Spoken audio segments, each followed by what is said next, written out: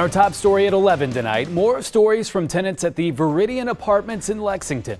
Residents there saying they're finding mold in their apartments they believe has been there for months. Still dealing with the aftermath from last month's winter storm as well.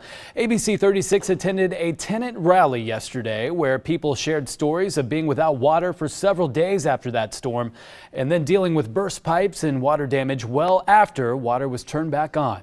ABC 36's Maddie McQueen spoke with another tenant today about the conditions of her apartment. We've told you about what multiple tenants at the Veridian Apartments are facing after last month's winter storm. Some even saying they found mold in their apartments they believe's been growing there for quite some time. We spoke with one tenant who chose to remain anonymous out of fear of retaliation. She says she's desperate to get out, but wants to share the details of what she's been living in. I put a request in for mold like 3 times, and I had to go down to the office to actually talk to them in person to get them to actually do it.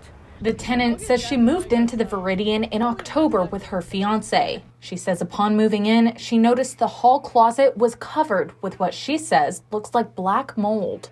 I asked if I could see the apartment I would be getting before I would sign my lease. They said no, it's under construction, being worked on.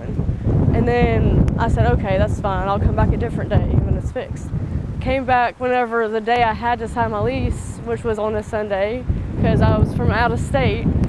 Still, they wouldn't let me look at it before I signed.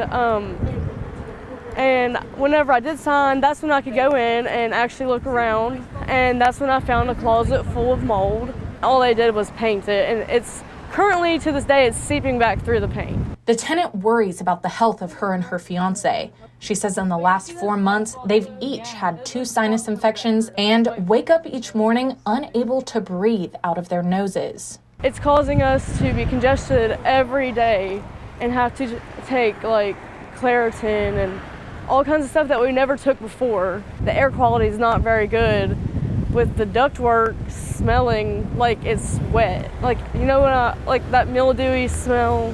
Not only is she facing what she thinks is a mold problem, she's living above a condemned apartment. The condemnation notice on the door lists some of the violations as being structurally unsafe and needing to remove wet or moldy drywall.